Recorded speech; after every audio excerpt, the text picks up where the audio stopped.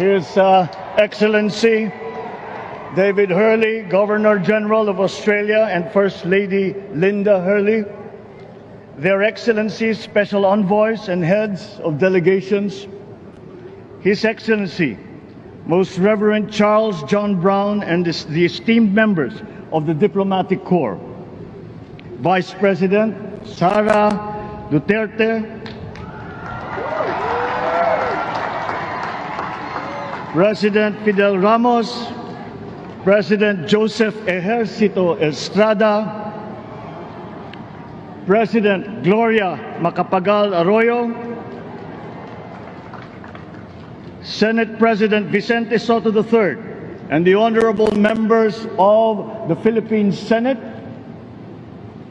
House Speaker Lord Alan J. Velasco, and the honorable members of the House of Representatives, Chief Justice Alexander Gesmundo, and the honorable justices of the Supreme Court, of course, First Lady Lisa Araneta, and my children, Alexander, Sandro, Simon, and Vincent. I cannot proceed without a special greeting, of course, to the former First Lady Imelda Romualdez Marcos,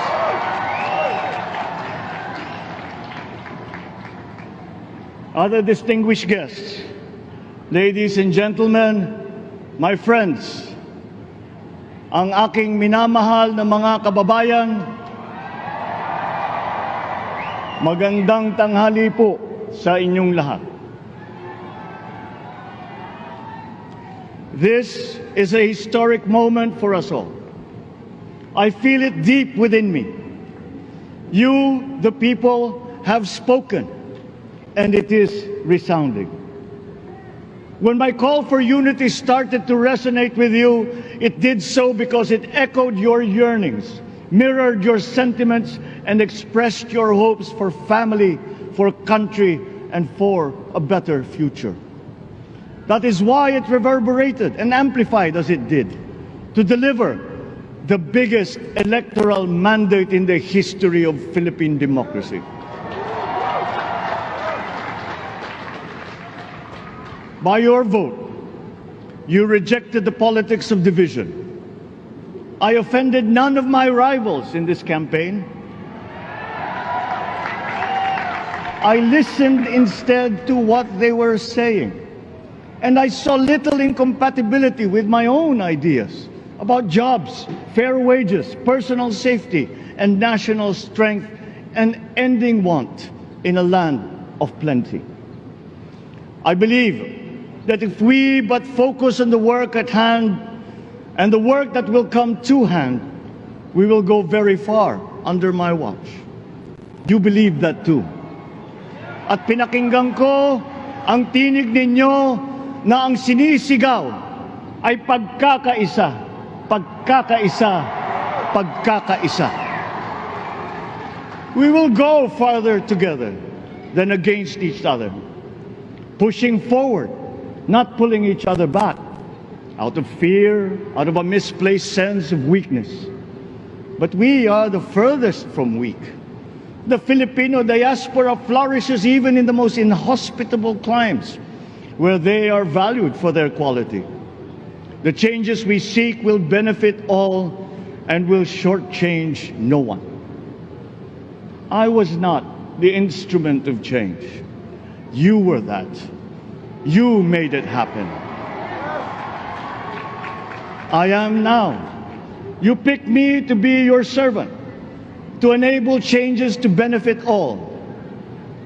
I fully understand the gravity of the responsibility that you've put on my shoulders. I do not take it lightly, but I am ready for the task. I will need your help. I want to rely on it. But rest assured, I do not predicate success on the wide cooperation that's needed. I will get it done. I once knew a man who saw what little had been achieved since independence. in a land of people with the greatest potential for achievement.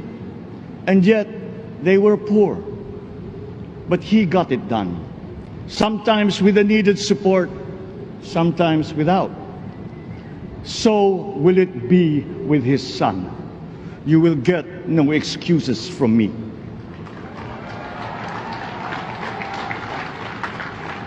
I am here not to talk about the past. I am here to tell you about our future. A future of sufficiency, even plenty, of readily available ways and means to get done what needs doing.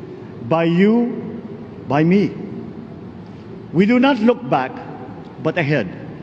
Up the road that we must take to a place better than the one we lost in the pandemic. Gains made and lost, opportunities missed, well-laid plans superseded by the pandemic. Indeed, ours was the fastest growing economy in ASEAN by ways now outdated. We shall be again by a radical change in the way the world must now work to recover what we have lost in that fire and move on from there. We face prospects of the spread of the war abroad, of which we are totally blameless. We seek friendship with all. But countries like ours will bear the brunt of it.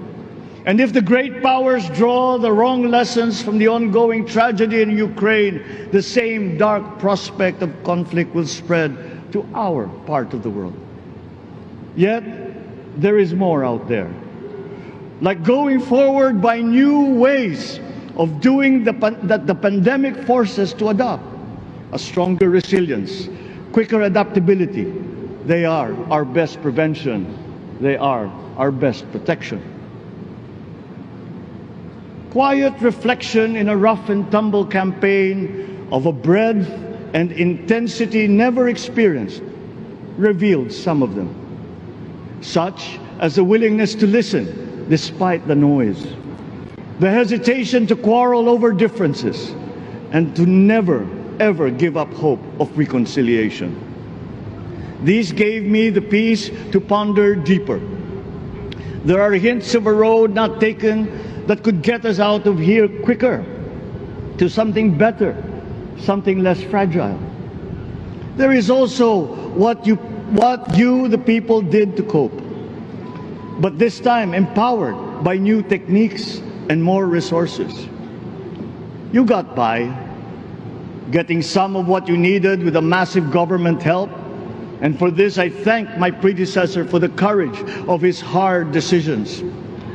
But there is a way to put more means and choices in your hands. I trust the Filipino. Imagine how much more you'd achieve if government backstops instead of dictating your decisions. Always there to pick you up when you fall, giving what you need to get past a problem. Imagine if it invested in your self-empowerment to bring it closer to taking on whatever challenges come. Imagine a country that, in almost every sense, is you. Now imagine what you and government can achieve together. We did it in the pandemic. We will do it again.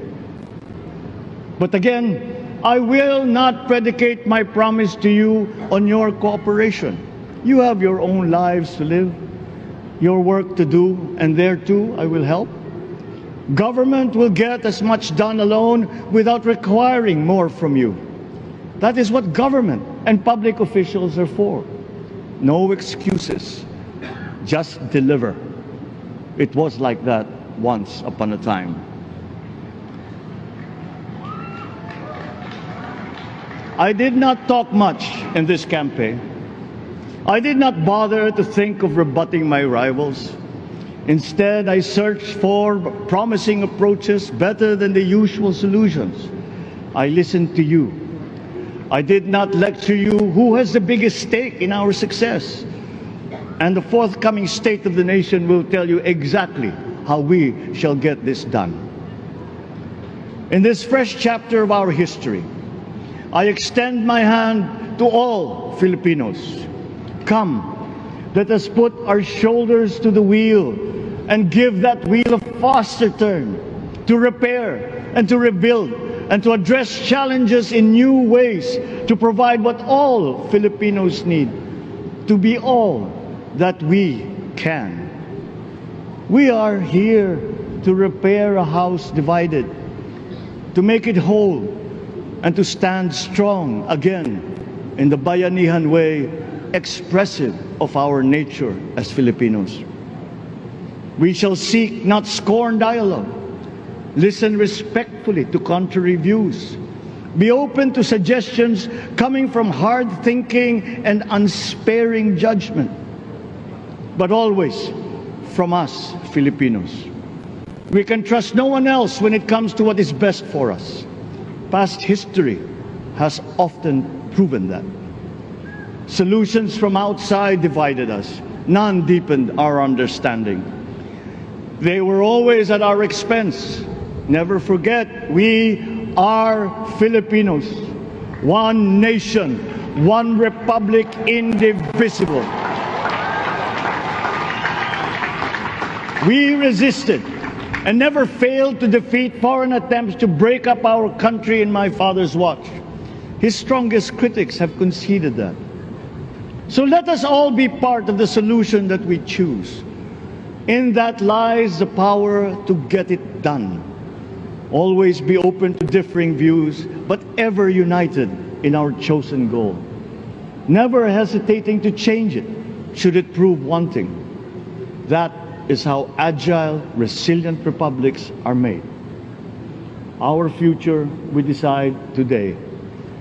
Yesterday cannot make that decision anymore, nor can tomorrow delay it. The sooner we start, the surer and quicker the prospect of achieving our future. These are troubling times. What's happening to others can happen to us, but it will not. We see what's happening. We are witness to how it is being stopped, and we have seen the glory that crowns struggle against all odds. Giving up is not an option. We've been through times of bitter division, but united, we came through to this when it shall begin again, but better. The campaigns I've run have taken me here where I stand today. I listened to you, and this is what I have heard. We all want peace in our land. You and your children want a good chance at a better life in a safer, more prosperous country. All that is within reach of a hard-working, warm, and giving race. Your dreams are mine. Pangarap nyo ay pangarap ko. How can we make them come true? How can we do it together?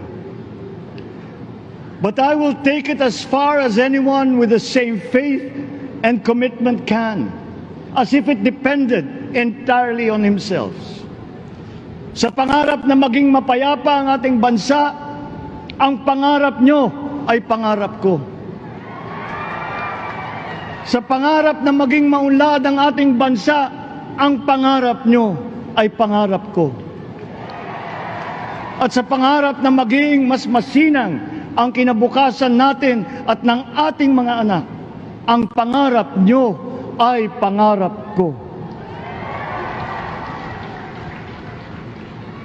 We are presently drawing up a comprehensive, all-inclusive plan for economic transformation. We will build back better by doing things in the light of the experiences that we have had, both good and bad. It doesn't matter. No looking back in anger or nostalgia. In the road ahead, the immediate months will be rough, but I will walk that road with you. The pandemic ravaged bigger economies than ours. The virus is not the only thing to blame. What had been well built was torn down. we will build it back better. The role of agriculture cries for the urgent attention that its neglect and misdirection now demands. Food self-sufficiency has been the key promise of every administration. None but one delivered. There were inherent defects in the old ways and in recent ways too. The trade policy of competitive advantage made the case that when it comes to food sufficiency, a country should not produce but import what other countries make more of and sell cheapest. Then came Ukraine. The most vulnerable when it comes to food are the countries furthest away from the conflict, those bearing no blame for provoking it. Yet they face the biggest risk of starvation. If financial aid is poured into them, though it never is, there is nothing to buy. Food is not just a trade commodity. Without it, people weaken and die. Societies come apart. It is more than a livelihood. It is an existential imperative and a moral one. An agriculture damaged and diminished by unfair competition will have a harder time or will have no prospects at all of recovering. Food sufficiency must get the preferential treatment the richest free trade countries always gave their agricultural sectors. Their policy boils down to don't do as we do. Do what we tell you to. I am giving that policy the most serious thought if it doesn't change or make more allowances for emergencies with long-term effects. There is a parallel problem in our energy supply. Sufficient fossil fuel-free technology for whole economies has yet to be invented. And it is not seriously tried by rich countries. Again, consider the response of the richest countries to the war in Ukraine. But surely, a free world awash with oil can assure supplies. Or we will find a way. We are not far from oil and gas reserves that have already been developed. What we teach in our schools, the materials used must be rethought. I am not talking about history. I am talking about the basics, the sciences, sharpening theoretical aptitude and imparting vocational skills, such as in the German example, alongside the national language with equal emphasis and facility in a global language, which we had and lost. Let us give OFWs all the advantages we can for them to survive and to thrive. Our teachers from elementary up are heroes fighting ignorance with poor paper weapons. We are condemning the future of our race to menial occupations abroad. Then they are exploited by traffickers. Once we had an education system that prepared coming generations for more and better jobs. There is hope for a comeback. Vice President and soon-to-be Secretary of Education, Sara Duterte Carpio, will fit that mission to a T. We won't be caught unprepared, under-equipped, and understaffed to fight the next pandemic. To start with, we never got over the pandemic of poor, if any, free public health. The last major upgrade of a public health system, exemplified by the resources poured into PGH, predates the current shambles by 3 generations. Our nurses are the best in the world. They acquitted themselves with the highest distinction abroad, having suffered even the highest casualties. With the same exemplary dedication at home, they just got by. They are out there because we cannot pay them for the same risk and workload that we have back here. There will be changes starting tomorrow. I am confident because I have an OPLE in my cabinet. There were shortcomings in the COVID response. We will fix them out in the open. No more secrets in public health. Remember, I speak from experience. I was among the first to get COVID. It was not a walk in the park. My father built more and better roads, produced more rice than all administrations before his. President Rodrigo Roa Duterte built more and better than all the administrations succeeding my father's. Much has been built, and so well, that the economic dogma of dispersing industry to develop the least likely places has been upturned. Development was brought to them. Investors are now setting up industries along the promising routes built. And yet, the potential of this country is not exhausted. Following these giant steps, we will continue to build. I will complete on schedule the projects that have been started. I'm not interested in taking credit. I want to build on success that's already happening. We will be presenting the public with a comprehensive infrastructure plan. 6 years could be just about enough time. No part of our country will be neglected. Progress will be made wherever there are Filipinos, so no investment is wasted.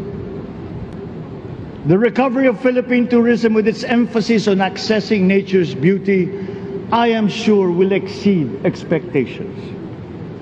And bigger is not always better, but there's something to be said for economies of scale. And yet the country invites investments in fast-rising industries with quick returns and inflicts irreparable damage for future generations. We have yet to see large-scale practical solutions to pollution, though some are beginning to emerge. But there are tried and proven new ways of mitigation. Blades have been turning over the sand dunes of Ilocos Norte, harnessing a power all around but unseen long before this day. I built them. The rich world talks a great deal but does a lot less about it than those with much less, but who suffer more death and destruction from climate change and lack of adaptation. We will look to our partners and friends to help the Philippines, who, despite having a very small carbon footprint, is at the highest risk. First, spare victims, then help them recover, and move on to lessen the harmful impact of climate change. We too have our part to play. We are the third biggest plastics polluter in the world, but we won't shirk from that responsibility. We will clean up. You will not be disappointed, so do not be afraid. With every difficult decision that I must make, I will keep foremost in my heart and in my mind the debt of gratitude I owe you for the honor and responsibility that you have conferred on me. Whatever is in a person to make changes for the better of others, I lay before you now in my commitment. I will try to spare you. You have your other responsibilities to carry. But I will not spare myself from shedding the last bead of sweat or giving the last ounce of courage and sacrifice. And if you ask me why I am so confident of the future, I will answer you simply that I have 110 million reasons to start with. Such is my faith in the Filipino.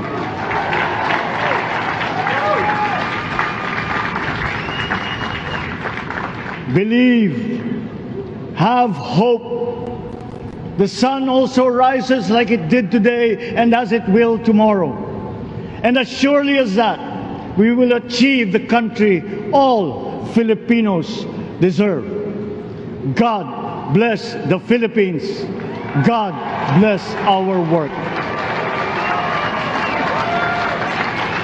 Maraming salamat po sa inyong lahat. Mabuhay ang Pilipinas. Magandang tanghali po.